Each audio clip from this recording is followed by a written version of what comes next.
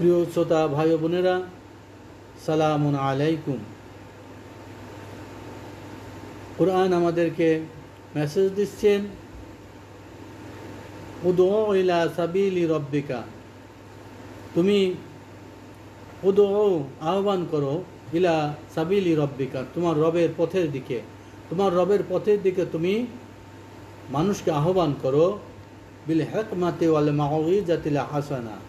হাসানা হাসানা মানে উত্তম, মাউইজাত এমন উপদেশ দিবেন প্রজ্ঞা এবং উত্তমভাবে, প্রজ্ঞার সহিত এবং উত্তমভাবে মানুষকে সৎপথের আদেশ দিতে হবে। ওয়াজাদিলহুম বিল্লাতি হিয়া আহসান, এবং যুক্তি তর্ক দাও, বিভিন্ন যুক্তি দিতে হবে। বিল্লাতি এমন উপায়ে হিয়া আহসান, যা উত্তম। কোনো মানুষকে কষ্ট দেওয়া যাবে না, মানুষকে এমন কথা বলা যাবে না তার আঘাত পায়। তাকে উত্তম কথার মাধ্যমে, তাদেরকে যুক্তি তর্কের মাধ্যমে দ্বীনের দাওয়াত পৌঁছিয়ে দিতে হবে।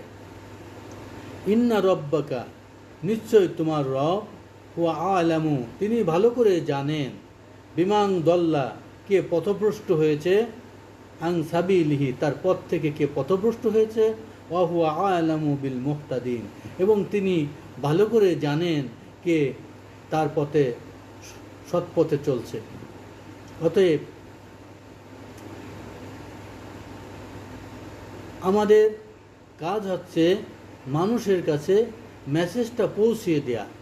হেদায়েতের মালিক আল্লাহ, কে ভালো পথে আছে, কে হেদায়েতের পথে আছে, কে গুমরাহির পথে আছে, আল্লাহ এ সম্পর্কে যথেষ্ট অবহিত আছেন। এই দুনিয়ার সফরে কিছু দায়িত্ব আছে। মুহসিন ব্যক্তিদের জন্য, মুহসিন হতে হলে আপনার কিছু দায়িত্ব আছে। এই জন্য আপনাকে সে দায়িত্ব পালন করে দুনিয়ার সফর শেষ করতে হবে, জান্নাতের পথে শুভগমন করতে হবে।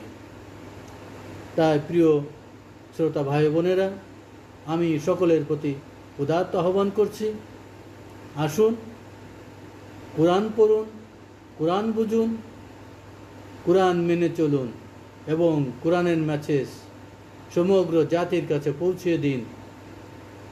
এমনমেই দুনিয়ার সফর শেষ করে জান্নাতের পথে আমরা শুভগমন করব ইনশাআল্লাহ তাআলা।